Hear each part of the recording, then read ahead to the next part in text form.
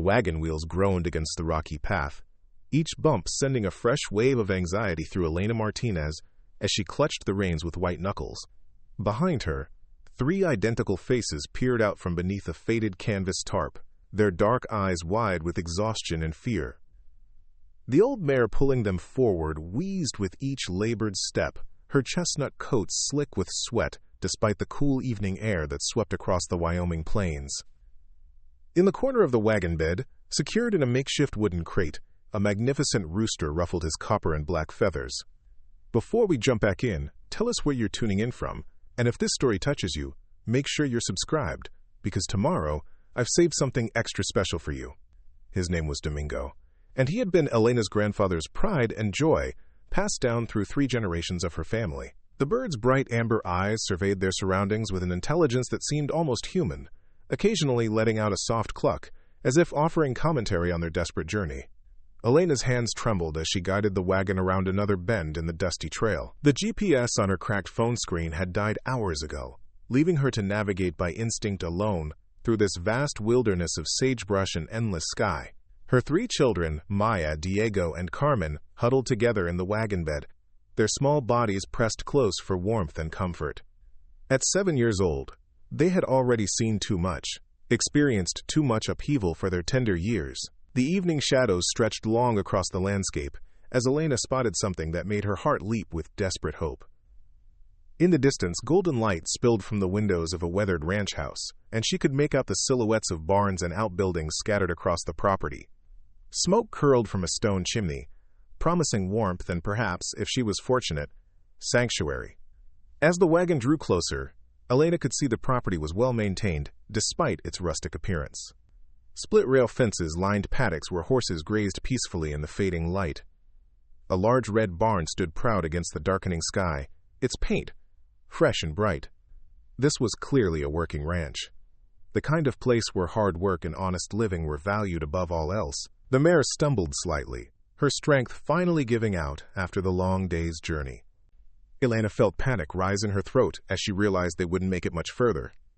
The animal needed rest, water, and feed, none of which Elena could provide in her current circumstances.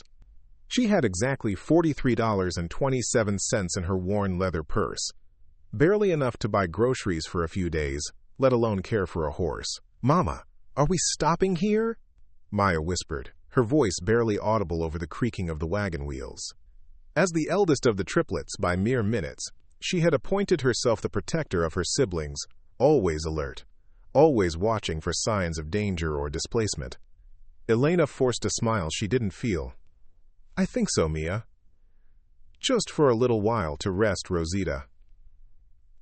The mare's name felt foreign on her tongue. Everything about their situation felt foreign now, like she was living someone else's nightmare. The wagon rolled to a stop in the wide, circular drive in front of the ranch house. Elena sat frozen for a moment, gathering courage she wasn't sure she possessed. Behind her, Diego and Carmen whispered to each other in rapid Spanish, their voices a mixture of excitement and apprehension. Domingo stretched his neck and let out a single, piercing crow that echoed across the quiet ranch, announcing their arrival to anyone within earshot. Before Elena could climb down from the wagon, the front door of the ranch house opened, spilling warm yellow light across the wooden porch. A figure emerged from the doorway, tall and broad-shouldered, moving with the easy confidence of a man comfortable in his own domain.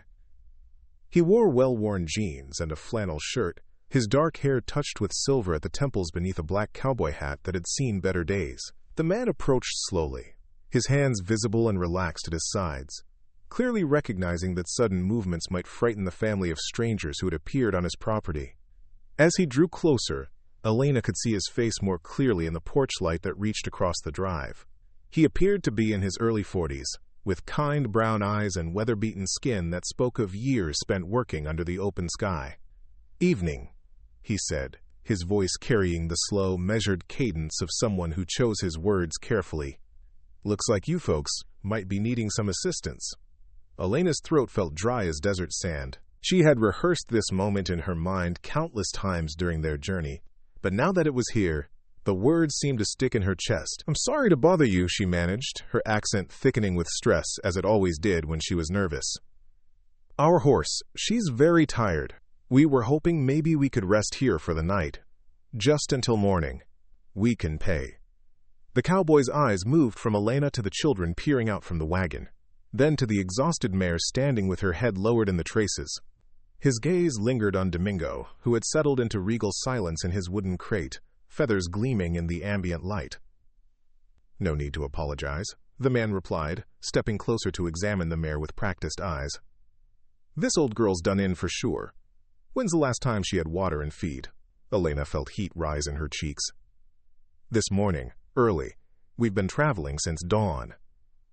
The cowboy nodded without judgment, already moving toward the mare's bridle. "Name's Connor Walsh," he said as he began unhitching the tired animal with efficient, gentle movements.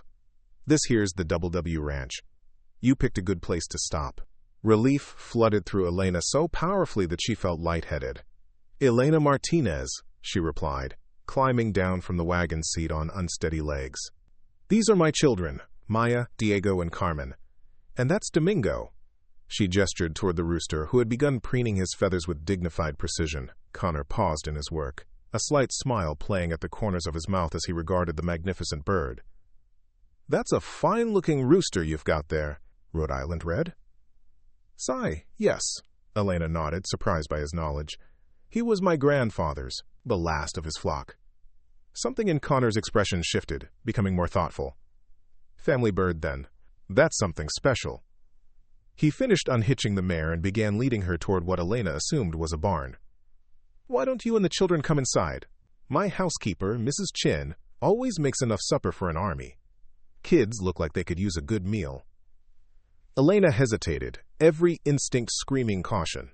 3 years of marriage to Victor Ramirez had taught her to be wary of kind strangers, especially men who offered help without asking for anything in return. But as she looked at her children's exhausted faces, at the way Diego swayed slightly with fatigue, she knew she had little choice. "That's very kind," she said carefully, "but we don't want to impose. Maybe we could just sleep in the wagon, if you don't mind us staying on your property." Connor stopped walking and turned to face her fully. In the growing darkness, his expression was serious, but not unkind. "Ma'am, it's going to drop below freezing tonight. Those children will catch their death sleeping outside." He gestured toward the ranch house, where warm light beckoned from every window. "I've got 4 empty bedrooms and a housekeeper who loves fussing over kids.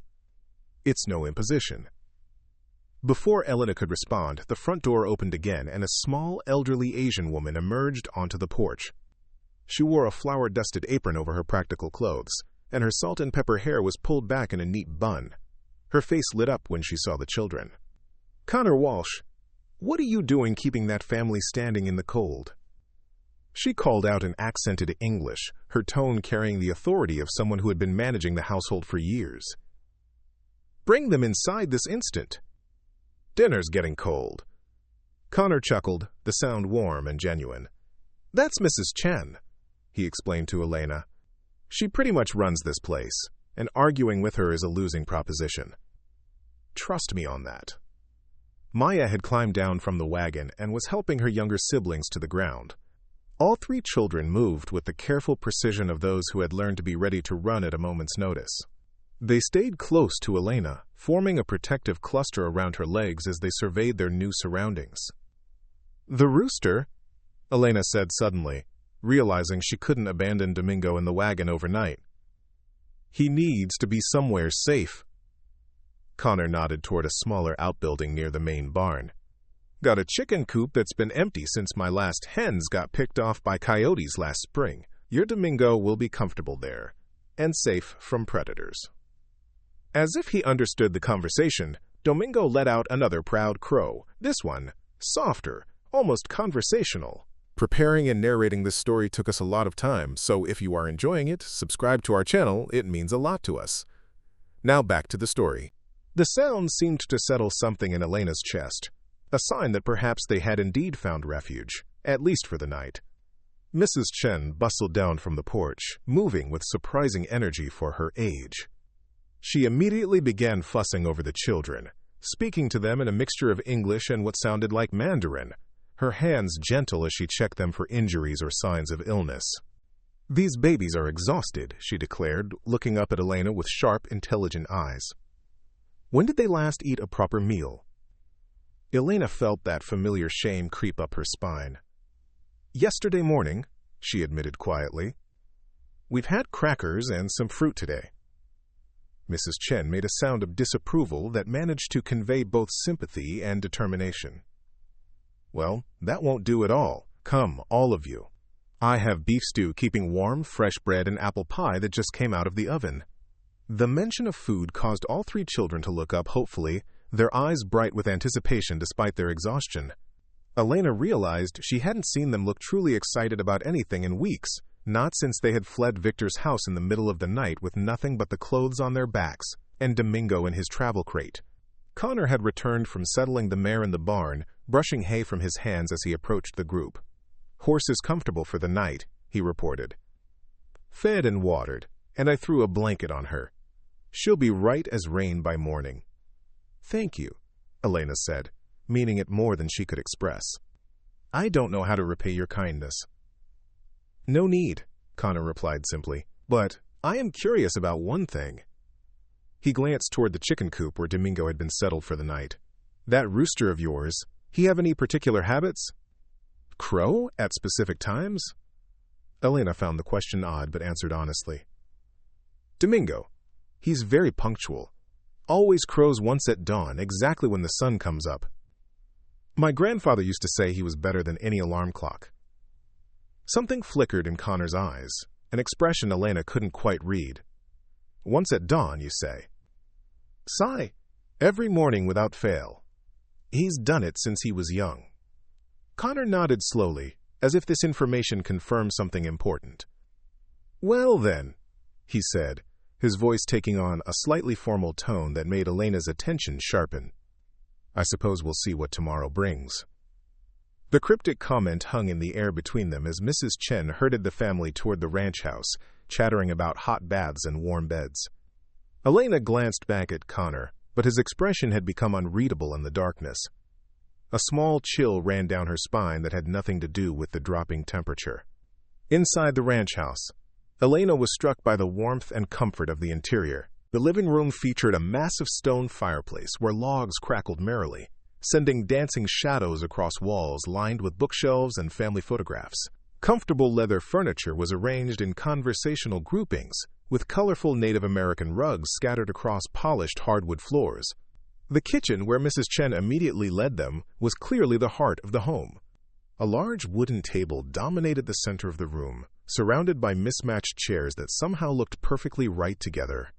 Copper pots hung from hooks above a well-used gas range, and the countertops were cluttered with the evidence of serious cooking, cutting boards, mixing bowls, and jars of spices and herbs. "Sit, sit," Mrs. Chen commanded, pulling out chairs for the children. "Connor, get these babies some milk while I dish up the stew." As Elena watched her children settle around the table, she felt a complex mixture of gratitude and guilt. Maya sat with perfect posture, her small hands folded in her lap, while Diego and Carmen whispered to each other in Spanish, their voices animated for the first time in days. They looked so small in the large kitchen chairs, their legs dangling freely above the floor. Connor poured milk into tall glasses, his movements economical and practiced. Elena noticed his hands, large and calloused from years of ranch work, but gentle, as he set the glasses before each child.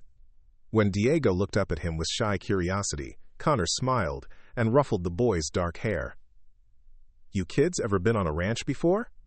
Connor asked, settling into a chair across from them. All three shook their heads in unison, their identical brown eyes wide with interest.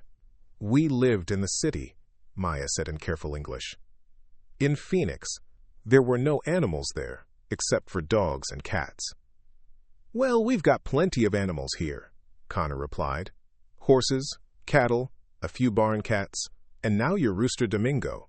Tomorrow, if your mama says it's okay, maybe I can show you around."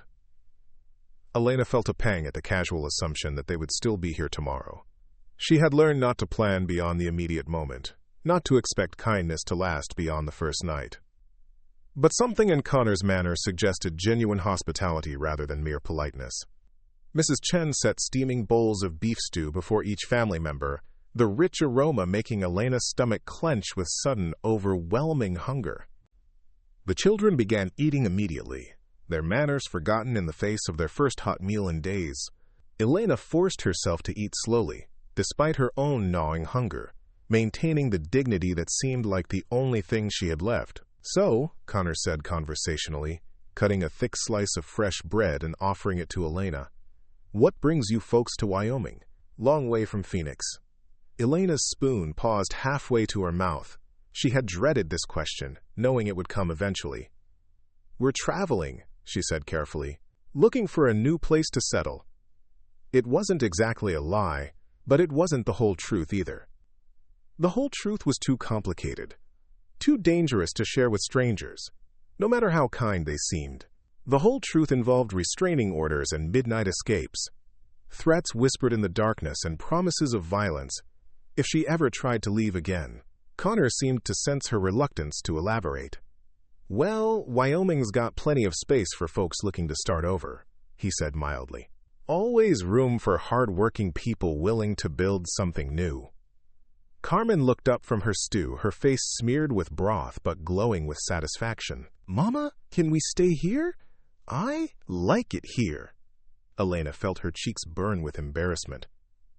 "Carmen, we're just visiting. Mr. Walsh has been very kind to let us stay the night." "Actually," Connor said, his voice thoughtful, "I've been thinking about that." He leaned back in his chair, his brown eyes moving from Elena to the children and back again. "This ranch is bigger than one man can handle alone, especially during calving season. Mrs. Chen keeps the house running smooth, but I could use help with the outdoor work." Elena's heart began to race. "Mr. Walsh, we couldn't possibly." "Now, I'm not offering charity," Connor continued, holding up a hand to forestall her protests. "I'm talking about honest work for honest pay. You strike me as someone who knows her way around hard work." He was right about that. Elena had worked 2 jobs while married to Victor, sending money to her elderly parents in Mexico while trying to save for the children's future. She knew how to work hard, how to stretch a dollar, how to make something from nothing. "What kind of work?" she asked carefully. "Ranch work. Feeding livestock, mending fences, general maintenance." Mrs. Chen could use help with the cooking and cleaning, especially when we have the seasonal hands here for roundup. Kids could go to school in town, just like any other ranch family. The offer was too good to be true, which immediately made Elena suspicious. In her experience, when something seemed too good to be true, it usually came with hidden costs, strings attached that weren't visible until it was too late to escape them. "I don't know anything about ranch work," she admitted. "It's not rocket science," Connor said with a slight smile. "Mostly common sense and willingness to learn. Animals need food, water, and shelter. Everything else you can pick up as you go." Mrs. Chen had been listening to the conversation while bustling around the kitchen, and now she added her voice to Connor's offer. "These children need stability," she said firmly, addressing Elena directly. "They need to go to school, make friends, have a normal life. Ranch work is good, honest living." Elena looked at her children, who were listening intently despite their exhaustion. Maya's eyes held a cautious hope that broke Elena's heart. How long since any of them had dared to hope for stability, for normalcy? "There would be conditions," Connor said suddenly, his tone becoming more serious. "Rules that would need to be followed if you stayed on." Elena's defenses immediately went up. Here it was, the catch she had been waiting for. "What kind of conditions?" Connor glanced toward the window that faced the chicken coop where Domingo had been settled for the night. "That rooster of yours, the one that crows once at dawn. If he does that tomorrow morning, if he crows exactly once when the sun comes up, then you can stay as long as you want. Work for wages, a place for the kids to grow up, the whole deal." Elena stared at him in confusion. "I don't understand. What does Domingo crowing have to do with anything?" "My grandfather started this ranch in 1952, Connor explained, his voice taking on the cadence of someone telling a familiar story. "Old Irish superstitions die hard in our family. Granddad always said that a rooster who crows once at dawn brings good luck to a place, but one that crows multiple times or at the wrong hour brings trouble. The explanation seemed utterly bizarre to Elena. She had never heard of such a superstition, and the idea of basing important decisions on the crowing habits of a rooster struck her as almost absurd. Yet Connor seemed completely serious about it. "And if he doesn't crow once at dawn?" she asked. Connor's expression grew regretful but firm. "Then I'm afraid you'd need to move on. Nothing personal, just the way things are done on the Double W." Elena felt a surge of frustration. After everything they had been through, their fate was to be decided by whether or not Domingo performed according to some Irish cowboy's superstition. It seemed cruel, arbitrary in the extreme. But then she remembered Domingo's unwavering punctuality, his grandfather's pride in the bird's reliable morning announcements. In all the years she had known him, Domingo had never failed to crow once at dawn, never varied from his routine. If Connor Walsh wanted to base his decision on such a strange criterion, at least it was one Elena felt confident they could meet. "All right," she said finally. "If that's what you need to know, then we'll let Domingo tell you tomorrow morning." Connor nodded, apparently satisfied with her agreement. "Fair enough. Mrs. Chen will show you to your rooms, and we'll see what dawn brings." As Elena tucked her children into the comfortable beds Mrs. Chen had prepared for them, she felt a complex mixture of hope and anxiety. Maya, Diego, and Carmen had fallen asleep almost instantly, their small bodies finally relaxing in the security of clean sheets and warm rooms. But Elena lay awake long into the night, staring at the ceiling and wondering what would happen if Domingo failed to perform his usual morning ritual. Through the window of her guest room, she could see the chicken coop where her grandfather's prize rooster was spending his first night on the Double W Ranch. Everything depended on him now, on a habit so ingrained that Elena had never questioned it. But superstitions aside, she found herself wondering about Connor Walsh himself. There had been something in his eyes when he mentioned the rooster's crowing, something that suggested the tradition meant more to him than he was letting on. Elena had become expert at reading the hidden meanings behind men's words, the subtleties of tone and expression that could mean the difference between safety and danger. Connor seemed different from Victor, certainly. Where her ex-husband had been controlling and manipulative, Connor appeared genuinely kind and straightforward, but Elena had learned not to trust first impressions, not to let her guard down simply because someone offered shelter and food. Still, as she drifted towards sleep, Elena found herself hoping desperately that Domingo would crow once at dawn, exactly as he always had. Not just because they needed a place to stay, but because something about the Double W Ranch felt like it could be the fresh start they so desperately needed. The last thing she remembered before sleep claimed her was the sound of the wind whistling across the vast Wyoming plains, carrying with it the promise of whatever tomorrow would bring. The first pale fingers of dawn crept across the Wyoming sky, painting the eastern horizon in delicate shades of rose and gold. Elena stood at her bedroom window, her heart hammering against her ribs as she watched the chicken coop where Domingo had spent the night. She had been awake for over an hour, unable to sleep as the moment of truth approached. In the beds behind her, Maya, Diego, and Carmen slumbered peacefully, their breathing soft, and even in the quiet room. They had no idea that their entire future hung in the balance of whether their grandfather's rooster would perform his daily ritual, according to Connor Walsh's strange family tradition.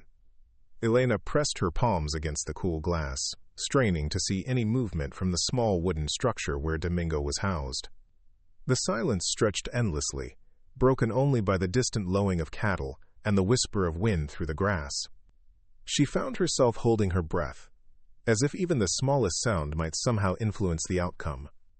As the sky continued to lighten, Elena spotted Connor emerging from the main house, a steaming mug of coffee in his hands. He moved with the unhurried gait of a man accustomed to early mornings, settling himself on the porch steps with a clear view of the chicken coop. Even from her window, Elena could see the tension in his shoulders, the way his attention focused entirely on the small building that housed their fate. Mrs. Chen appeared in the kitchen window of the main house, her gray hair already neatly pinned despite the early hour.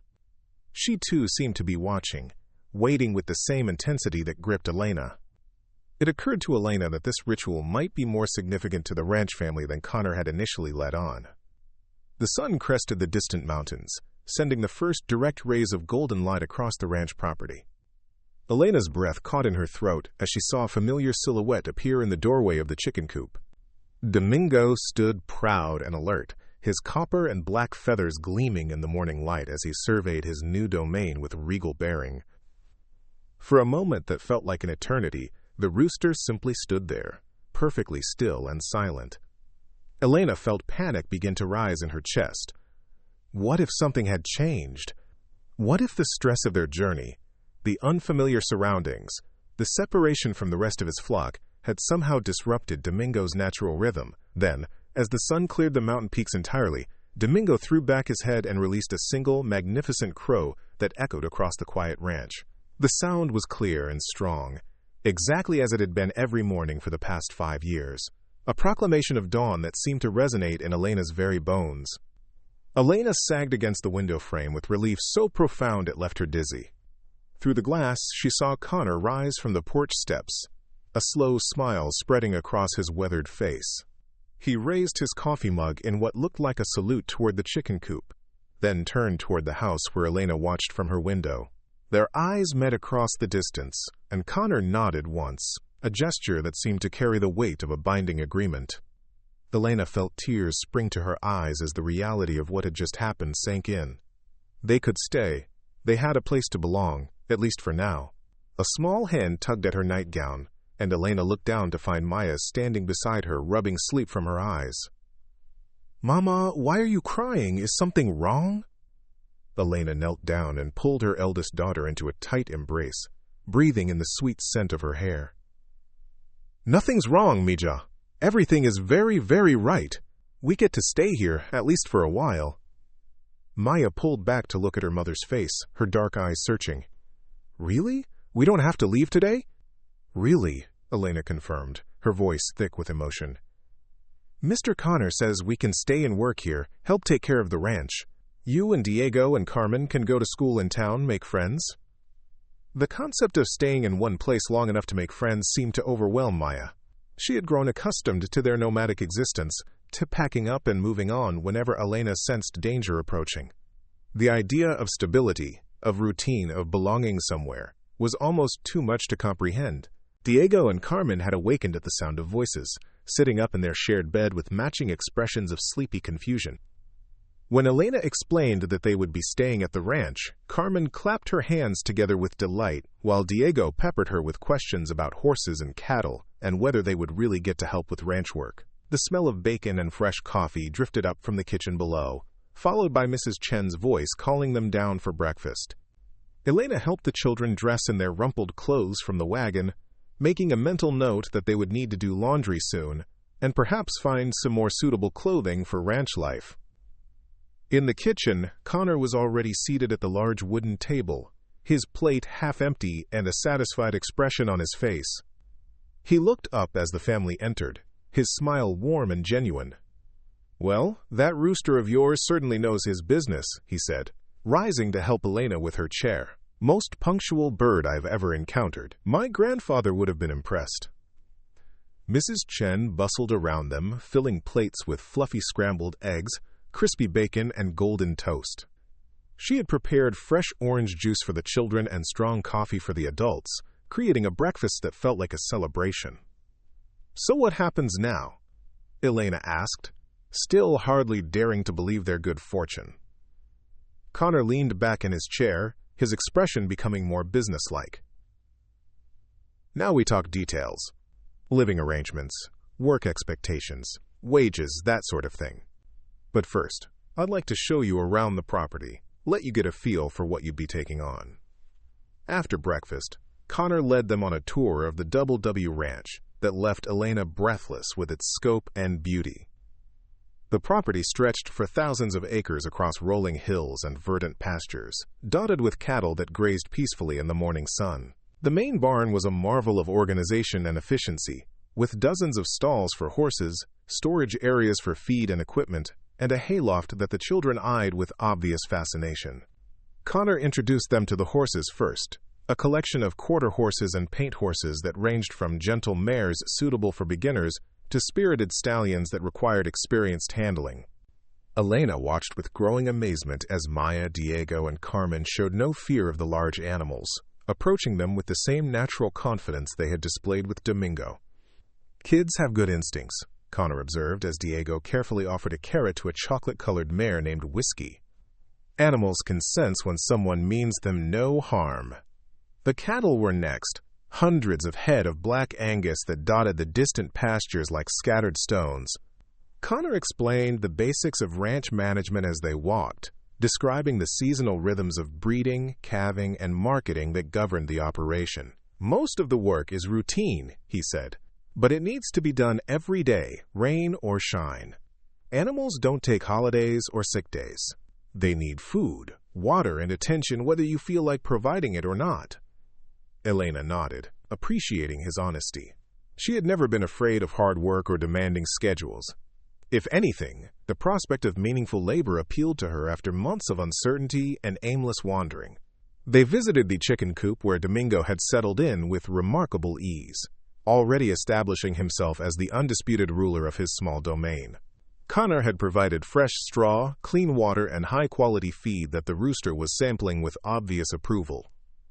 "He's a handsome bird," Connor said admiringly. "Good bloodlines from the look of him. Might be worth thinking about getting him some hens, building up a proper flock." The suggestion made Elena's heart skip with unexpected hope. The idea of Domingo having companionship, of perhaps raising chicks and establishing a new generation, seemed like a metaphor for their own fresh start. As they walked back toward the main house, Connor outlined the practical arrangements he had in mind. Elena and the children would live in the ranch's guest quarters, a comfortable 3-room cabin about 100 yards from the main house. It had its own kitchen and bathroom, providing privacy while keeping them close enough for safety and convenience. Elena's wages would be modest but fair, with additional compensation in the form of housing, utilities, and meals when they chose to eat with Connor and Mrs. Chen. The children would attend the local elementary school, which Connor assured her had an excellent reputation despite its small size. "What about transportation?" Elena asked, suddenly realizing that their old wagon and tired mare would hardly be suitable for daily trips to town. Connor smiled. "Part of your compensation package includes use of one of the ranch trucks. Nothing fancy, but reliable enough to get you where you need to go." The generosity of the arrangement overwhelmed Elena. It seemed too good to be true, too perfect an answer to their desperate circumstances. Her experience with Victor had taught her to be suspicious of offers that seemed to benefit her without obvious cost to the other party. "Why are you doing this?" she asked suddenly, stopping in the middle of the path. "You don't know anything about us, about where we came from or why we're here. For all you know, we could be criminals running from the law." Connor stopped walking and turned to face her, his expression serious but not offended by her directness. "You're right, I don't know your story. But I know what I see. A woman who's worked hard enough to have calluses on her hands despite her wedding ring still showing a tan line from where she used to wear it. Kids who know how to be quiet when they need to be, who stick close to their mama and don't make demands." He paused, his brown eyes meeting hers with uncomfortable perception. "I know what it looks like when someone's running from something they're afraid of. And I know what it looks like when someone's got more pride than money. Everything about you folks tells me you're good people in a bad situation, and I've got the means to help. Sometimes it's that simple." Elena felt tears threaten again at his matter-of-fact kindness. "And if you're wrong, if we turn out to be trouble, then I'll deal with that when it happens," Connor replied. "But I don't think I'm wrong." They spent the rest of the morning settling into their new living quarters and beginning to establish routines. Mrs. Chen appeared with armloads of linens and towels, clucking disapprovingly at the children's limited wardrobe and promising a shopping trip to town within the next few days. Elena's first official work assignment was to help with the midday feeding of the horses, a task that required more physical strength than she had anticipated but felt manageable with practice.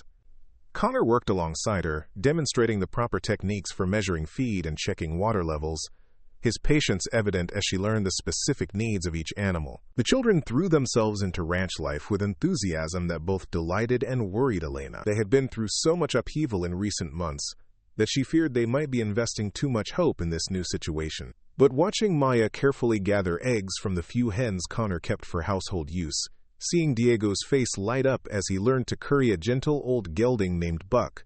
Observing Carmen's gentle interaction with the barn cat and her new litter of kittens, Elena began to believe that perhaps stability was exactly what they all needed. That evening, as they shared another of Mrs. Chen's magnificent dinners around the big kitchen table, Elena felt something she had almost forgotten existed. Contentment.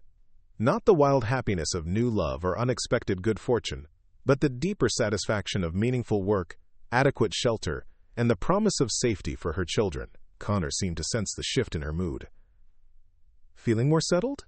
he asked as Mrs. Chen served generous slices of apple pie topped with fresh cream. "Yes," Elena admitted. "It's been a long time since we've had a real home."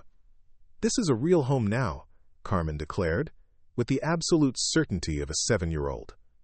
"Domingo likes it here, and so do we." Connor chuckled at her directness. "Well, if Domingo approves, then I guess we're doing something right." As the days passed, Elena found herself falling into the rhythms of ranch life with surprising ease. Her body, soft from months of inactivity and poor nutrition, began to strengthen and adapt to the physical demands of her new work.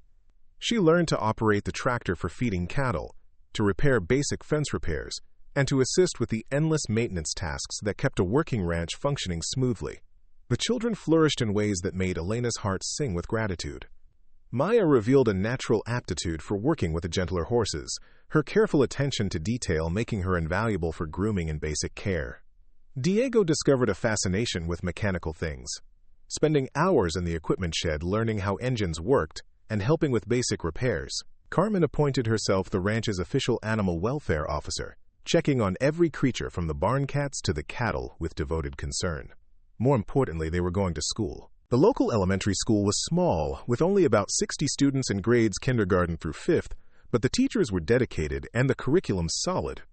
Elena marveled at how quickly her children adapted to classroom routines, made friends, and began bringing home artwork and stories about their daily adventures. The only shadow on their new life was Elena's constant awareness that their peace was temporary, that Victor could appear at any moment to shatter the sanctuary they had found.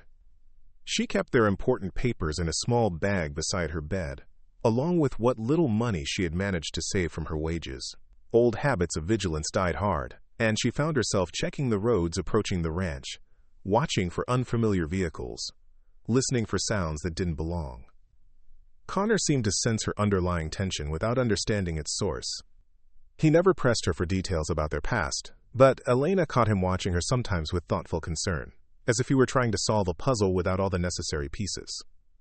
3 weeks into their stay at the Double W Ranch, Elena's carefully constructed sense of security received its first serious test.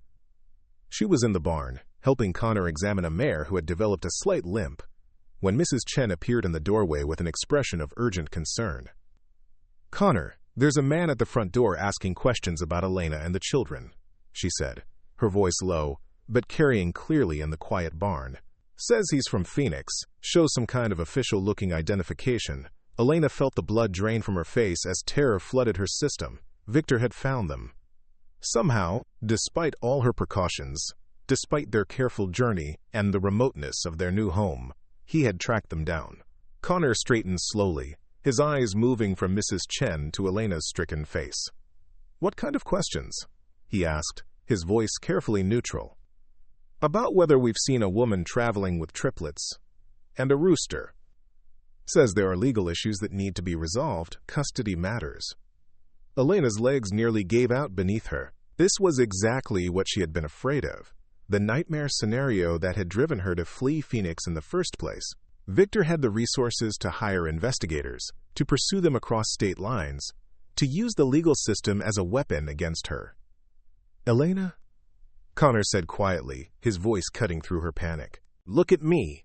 She forced herself to meet his steady brown eyes, trying to find courage in his calm demeanor. "Is this about the children's father?" he asked. Elena nodded, unable to trust her voice. "And he's not a good man." It wasn't a question, but Elena answered anyway. "No, he's not a good man at all." Connor was quiet for a long moment, his gaze thoughtful as he processed this information. Then he straightened his shoulders and assumed the authoritative bearing Elena had seen him use with difficult horses and stubborn cattle. "Mrs. Chen, please tell our visitor that I'll be with him in just a minute. Offer him some coffee, be polite, but don't give him any information about our guests." Mrs. Chen nodded and hurried back toward the house. Connor turned to Elena, his expression serious but not unkind. "I need you to trust me," he said. "Can you do that?" Elena felt as if she were standing at the edge of a cliff, with only Connor's outstretched hand preventing her from falling into the abyss. Everything in her wanted to grab the children and run, to load them into the wagon and disappear into the vastness of the western landscape. But she was tired of running, tired of looking over her shoulder, tired of living in fear. "Yes," she whispered. "I trust you." Connor nodded once, then strode toward the house with the determined gait of a man who had made a decision and intended to see it through. Elena followed at a distance, her heart hammering so loudly she was sure it could be heard across the entire ranch. Through the kitchen window, she could see a man in an expensive suit sitting at the table where she and her children had shared so many peaceful meals. He was middle-aged, with perfectly styled hair and the kind of smooth confidence that came from having money and knowing how to use it. Elena didn't recognize him, but something about his manner reminded her uncomfortably of Victor's business associates. Connor entered the kitchen with the relaxed confidence of a man on his own property, extending his hand to the visitor with apparent friendliness. "Afternoon. I'm Connor Walsh, owner of the Double W Ranch. I understand you're looking for someone." The investigator rose and shook Connor's hand, his smile professional but cold. "James Morrison Investigations out of Phoenix. I'm trying to locate a woman named Elena Martinez and her 3 children. I have reason to believe they may have passed through this area recently." "Can't say the names ring a bell," Connor replied easily, settling into a chair across from Morrison with the unhurried manner of someone with all the time in the world. "What's this about, if you don't mind me asking?" Morrison pulled out a tablet and showed Connor what Elena assumed were photographs of her and the children. "Custody dispute. The children's father is very concerned about their welfare. Ms. Martinez took them from their home without permission, and there are questions about her mental stability." Elena felt sick at the familiar lies, the same story Victor had used to isolate her from friends and family during their marriage, but Connor's expression didn't change as he studied the photographs. "These are some nice-looking kids," he said neutrally, "but I'm afraid I can't help you. We don't get many visitors out here, and I'd certainly remember a woman traveling alone with triplets." Morrison leaned forward slightly, his manner becoming more intense. "What about a rooster? My information suggests they might be traveling with a distinctive bird, probably in some kind of wagon or trailer." Connor's eyebrows rose with what appeared to be genuine surprise. "A rooster? That's oddly specific. What makes you think they'd have a rooster with them?" "Family connection," Morrison replied vaguely. "The bird has sentimental value, apparently. Might be distinctive enough that someone would remember seeing it." "Well, we keep chickens here on the ranch," Connor said thoughtfully. "Got a few roosters, too, but nothing that would be traveling around in a wagon." He paused, as if considering. "Tell you what, you're welcome to take a look around if it would help. Sometimes folks passing through will camp in our back pastures without permission. Maybe your missing family stopped there overnight." Morrison's eyes lit up with interest. "I'd appreciate that very much." Elena watched in fascination as Connor led the investigator on a tour of the ranch that somehow managed to avoid every area where she and the children might be spotted. They visited the main barn, but not the smaller outbuildings where Domingo was housed. They examined the back pastures, but not the guest quarters where Elena's family had made their temporary home. Connor pointed out various features of the ranch operation with the enthusiasm of a proud owner, keeping up a steady stream of conversation that prevented Morrison from asking too many pointed questions. From her hiding place in the equipment shed, Elena could hear Connor's voice as he explained the challenges of running a cattle operation, the seasonal rhythms of ranch work, the difficulties of finding reliable help in such a remote location. He sounded completely natural, completely honest, a straightforward rancher with nothing to hide. After nearly an hour, the 2 men returned to the main house. Elena crept closer, positioning herself where she could hear their conversation through an open window. "Well, Mr. Walsh, I appreciate you taking the time to show me around," Morrison was saying. "If these people do turn up, I'd appreciate a call." He handed Connor a business card. There's a substantial reward for information leading to their location. I'll keep that in mind, Connor replied. Though, like I said, we don't see many strangers out here. If someone was trying to disappear, they'd probably head for a bigger city, somewhere they could blend in better. Morrison nodded, apparently satisfied with Connor's cooperation. That's probably true. Still, worth checking all the possibilities. Elena remained hidden until she heard Morrison's car disappear down the long driveway. Only then did she emerge from the equipment shed, her legs shaking with residual fear and adrenaline. Connor was waiting for her on the porch, his expression grave. Is he gone? She asked, unnecessarily. For now, Connor confirmed. But Elena, we need to talk. Connor led Elena to the front porch where two weathered rocking chairs faced the vast expanse of Wyoming prairie. The evening air carried the sweet scent of hay and the distant sound of cattle settling for the night. Elena's hands trembled as she gripped the arms of her chair, the encounter with Morrison having shattered the fragile sense of security she had built over the past weeks. Tell me about him, Connor said quietly, his voice carrying no judgment, only patient invitation. Elena stared out at the darkening landscape, gathering courage from its endless expanse. Victor Ramirez. We were married for 4 years. He's a successful businessman in Phoenix, real estate development, political connections. Everyone thinks he's charming, generous, a pillar of the community. But not at home. No. The word came out as barely a whisper. At home, he was someone else entirely. Controlling, possessive. It started small, little criticisms about my cooking, my clothes, my friends. Then he began isolating me, convincing me that my family didn't care about me, that my friends were using me. Connor remained silent, allowing her the space to continue at her own pace. When the children were born, it got worse. He saw them as extensions of his property, things to be controlled and shaped according to his vision. Maya wasn't allowed to cry as a baby because it disturbed his sleep. Diego couldn't play with toy trucks because Victor thought it was too messy. Carmen had to wear only the clothes he approved of. Elena's voice grew stronger as she spoke, anger replacing fear. He never hit the children, but he hit me, always where it wouldn't show. Always with explanations about how it was my fault, how I had provoked him. And I believed him. For far too long I believed him. What changed? Connor asked. Maya asked me why Daddy made me cry so much. Elena's voice broke slightly. She was 6 years old, and she was trying to protect me from her own father. That's when I knew we had to leave. Connor leaned forward in his chair, his weathered hands clasped between his knees. Does he have legal custody of the children? Joint custody, but he's fighting for full custody. He has money for the best lawyers, connections with judges. He's claiming I'm mentally unstable, that I kidnapped the children. Elena turned to meet Connor's eyes.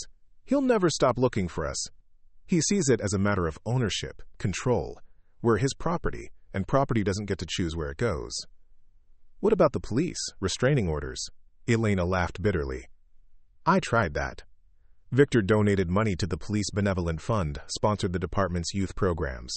When I filed reports, they treated me like a hysterical woman making up stories about her successful husband. The restraining order was a joke. Victor would have his friends call me, drive by the house, find ways to let me know he was watching without technically violating the order. Connor was quiet for a long moment, processing what she had told him. When he spoke again, his voice carried a hardness Elena hadn't heard before. Well, he's not welcome on my ranch. You don't understand, Elena said desperately. He has resources, legal power. He could cause you trouble, make problems for your business. We should leave before we bring that down on you. Elena. Connor's voice was firm enough to cut through her spiraling panic. Look at me. She forced herself to meet his steady gaze. This ranch has been in my family for 3 generations. My grandfather built it with his bare hands, and my father died protecting it from people who thought they could take what wasn't theirs. I'm not about to let some fancy city lawyer intimidate me on my own land.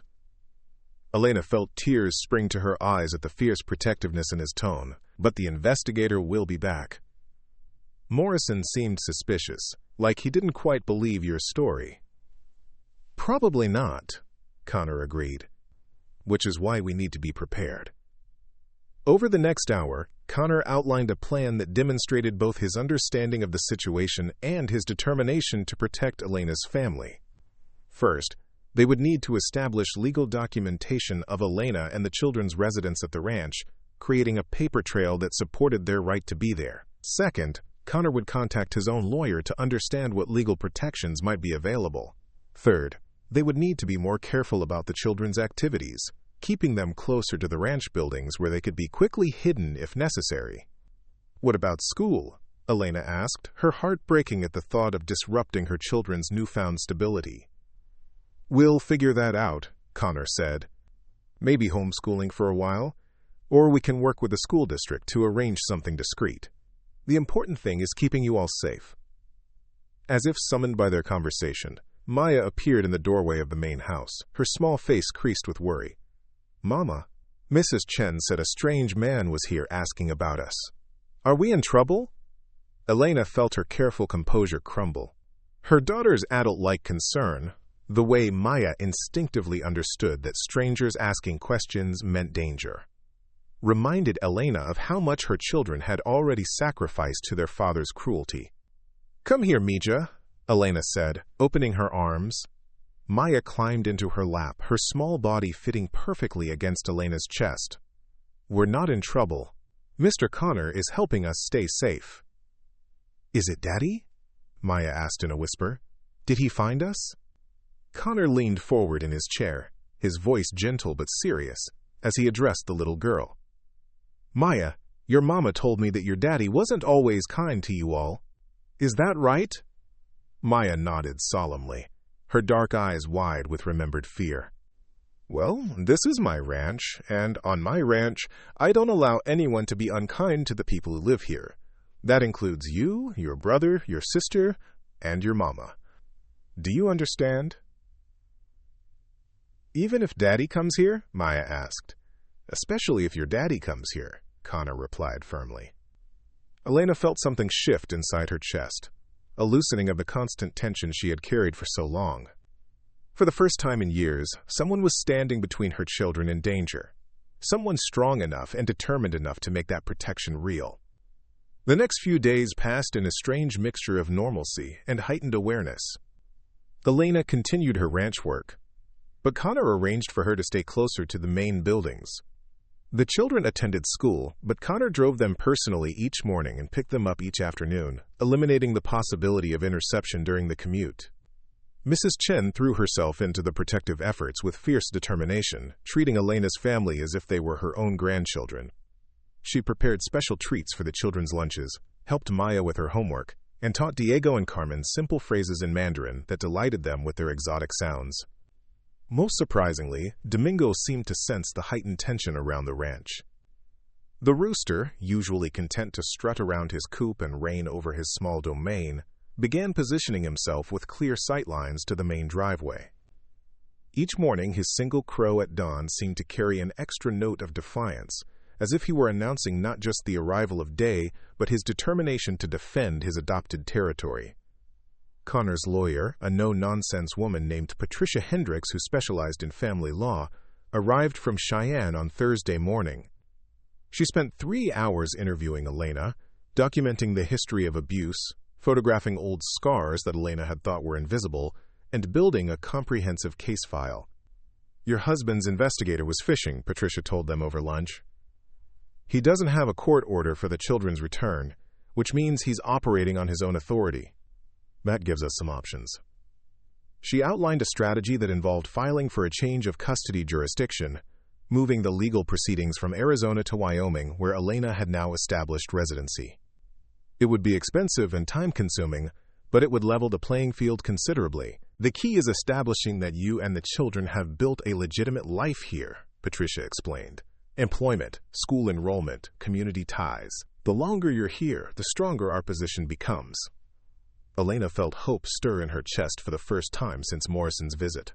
Perhaps there was a legal path forward, a way to build walls around their sanctuary that even Victor's money and connections couldn't breach. That hope was tested the following Monday when Elena returned from feeding the horses to find Morrison's car parked once again in the ranch's circular drive. This time, however, he wasn't alone. A second vehicle, a black SUV with tinted windows, sat beside his sedan like a predator waiting to strike. Elena's blood turned to ice as she recognized the figure emerging from the SUV. Victor Ramirez stepped onto Wyoming soil wearing an expensive suit and an expression of barely controlled rage. He looked older than Elena remembered, his dark hair now showing silver at the temples, but his presence still radiated the cold authority that had terrorized her for years. Connor appeared from the main house, moving with deceptive casualness across the porch and down the steps. Elena had seen him face down angry bulls and spooked horses, but something in his bearing now suggested a different kind of danger entirely. "Mr. Walsh," Morrison called out, his professional smile not quite masking his satisfaction. "I'd like you to meet Mr. Victor Ramirez, the children's father. He's here to collect his family." Victor stepped forward, his cold eyes scanning the ranch buildings with obvious disdain. When his gaze found Elena standing frozen by the barn entrance, his smile was sharp enough to cut glass. "Hello, Elena," he said, his voice carrying across the space between them with casual cruelty. "You've led us quite a chase. I hope you've enjoyed your little vacation, because it's time to come home." Connor positioned himself between Victor and Elena, his stance loose but ready. "I'm afraid there's been some confusion, gentlemen. This is private property, and you weren't invited." Victor's laugh was ugly. "Mr. Walsh, I appreciate your hospitality to my wife and children, but this is a family matter. Elena is mentally ill, you see. She's been having delusions about our marriage, making up stories. She needs professional help, and the children need to be with their father." "Funny thing about that," Connor replied conversationally. "I've been living with Elena and those kids for weeks now, and she seems perfectly sane to me. Hard-working, devoted mother, no signs of any mental problems at all." Victor's mask of civility slipped slightly. "You don't know her like I do. Elena can be very convincing when she wants to be, very manipulative. She's probably told you all sorts of lies about me." "She's told me some things," Connor agreed. "But mostly I judge people by what I see with my own eyes." Elena realized she needed to move, to get to the children before Victor could see them. Maya, Diego, and Carmen were in the main house with Mrs. Chen, hopefully hidden in the back bedroom as they had practiced. But if Victor decided to search the buildings, nowhere would be safe. She began edging toward the house, trying to stay in Connor's shadow. Victor's attention snapped to her movement immediately. "Elena, come here," he commanded, his voice carrying the absolute authority she remembered so well. "We're going home. Now." Elena's feet stopped moving as if they had forgotten how to obey her will. Years of conditioning, of learned helplessness rose up to trap her in place. Victor's voice still carried the power to reduce her to the frightened, submissive woman she had been during their marriage. But then, Connor stepped sideways, breaking Victor's sightline to Elena and shattering the spell of his commanding presence. "Like I said, this is private property," Connor repeated, his voice remaining calm but gaining an edge of steel. "And the lady doesn't seem interested in going anywhere with you." Victor's composure finally cracked. "The lady is my wife, and those are my children. You have no legal right to keep them here." "Ex-wife," Connor corrected. "And those children are Wyoming residents now, enrolled in local school, part of this community. Seems to me like any legal matters should be handled through Wyoming courts." Morrison stepped forward, apparently sensing that the situation was escalating beyond his comfort level. "Mr. Walsh, we don't want any trouble. Mr. Ramirez just wants to see his children, make sure they're safe and well cared for." "They're very well cared for," Connor replied, "but they're also not available for visiting right now." Elena had managed to reach the porch steps, but Victor's sharp eyes caught her movement. "Elena," he snapped, "stop this nonsense and get the children. We're leaving." The familiar tone, the automatic expectation of obedience, sent Elena spiraling back into old patterns of fear and submission. She felt herself starting to turn toward the house, her body moving to obey even as her mind screamed in protest. Then Maya's voice cut through the air like a blade. "No!" Elena's eldest daughter stood in the doorway of the main house, her small frame rigid with determination. Behind her, Diego and Carmen pressed close, their identical faces set with matching expressions of defiance. "We don't want to go with you," Maya continued, her young voice carrying across the ranch yard with surprising strength. "You were mean to Mama. You made her cry. We like it here." Victor's face went white with rage. "Maya, you will get over here right now and show proper respect to your father." "You're not acting like a father," Maya replied, her words precise and devastating. "Fathers are supposed to protect their families, not hurt them." Elena felt pride and terror war in her chest. Her daughter's courage was magnificent and heartbreaking, but it would only make Victor angrier, more determined to reassert his control. Connor seemed to sense the shift in the confrontation's dynamics. "I think it's time for you gentlemen to leave," he said, his voice carrying a finality that brooked no argument. "We're not going anywhere without those children," Victor snarled, his polished facade completely abandoned. "I have rights. I have legal custody." "What you have," Connor replied, "is about 30 seconds to get off my property before I call the sheriff and have you arrested for trespassing." Victor stepped closer to Connor, his hands clenching into fists. Elena recognized the signs. The building rage that had preceded so many violent outbursts during their marriage. But Connor didn't step back or show any sign of intimidation. If anything, he seemed to grow larger, more solid, as if he were drawing strength from the very soil of his ranch. "You think you can threaten me?" Victor hissed. "I'll destroy you. I'll tie up this pathetic ranch in legal battles that will bankrupt you. I'll make sure everyone in this godforsaken state knows what kind of man interferes with a father's rights." Connor's smile was cold as winter wind. "You're welcome to try.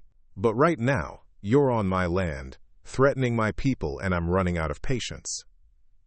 The standoff stretched between them, two men representing completely different worlds and values.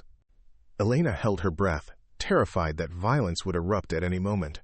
Then Domingo's voice cut through the tension like a blade of pure sound. The rooster had emerged from his coop and now stood atop a fence post, his magnificent plumage catching the afternoon sun as he released a single, defiant crow that echoed across the entire ranch. The sound seemed to break whatever spell had held the moment suspended. Victor stepped back, his face twisting with frustration and barely controlled rage. Morrison moved closer to his client, clearly uncomfortable with the direction the confrontation had taken. "This isn't over," Victor said, his voice low and venomous.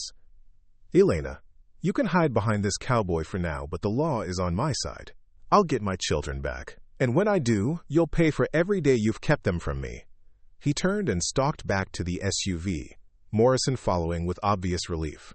Elena watched as they drove away, her legs shaking so badly she had to grip the porch railing to remain upright. Connor was beside her in an instant, his strong hands steadying her. "It's okay," he said quietly. "They're gone." "For now," Elena whispered. But he meant what he said. He'll be back, and next time he'll have lawyers, court orders, maybe police. "Let him come," Connor replied, his voice carrying absolute conviction. "This is our home now, and we'll defend it."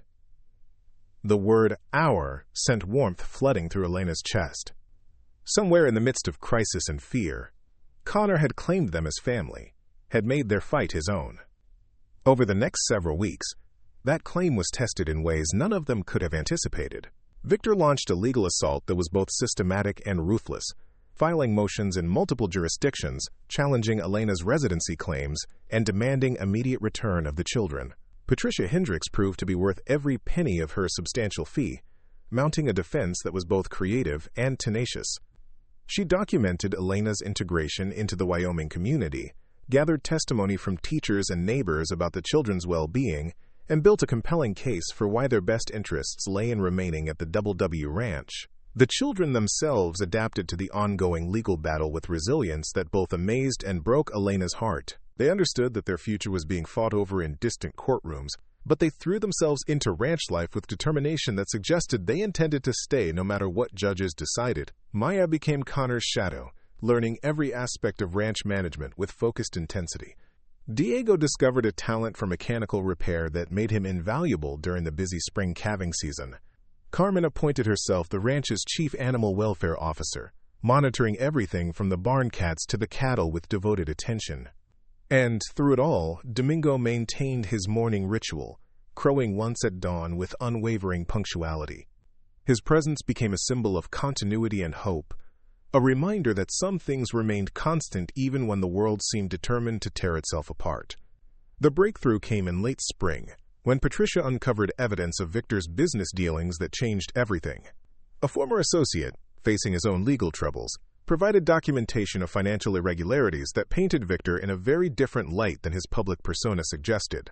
Tax evasion, money laundering, possible connections to organized crime, Patricia explained during a conference call that included Elena, Connor, and Mrs. Chen.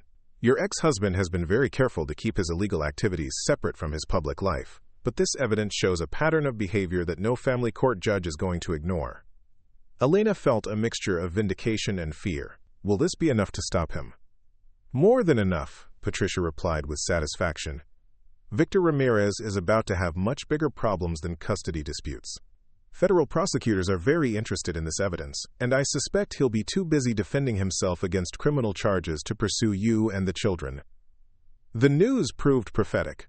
Within 2 weeks, Victor was arrested on federal charges that made headlines across Arizona. His business empire collapsed almost overnight as investigators seized assets and froze accounts. The man who had once seemed so powerful, so untouchable, was revealed to be just another criminal who had finally been caught. Elena watched the news coverage from the safety of Connor's living room, her children curled up beside her on the comfortable couch. For the first time in years, she felt truly free, truly safe. Is it really over? Maya asked, her young voice heavy with hope and disbelief. It's really over, Elena confirmed, pulling her daughter close. We don't have to be afraid anymore. Connor emerged from the kitchen carrying a tray of hot chocolate topped with Mrs. Chen's homemade whipped cream. He settled into his chair by the fireplace, his weathered face peaceful in the glow of the flames. So what happens now? He asked.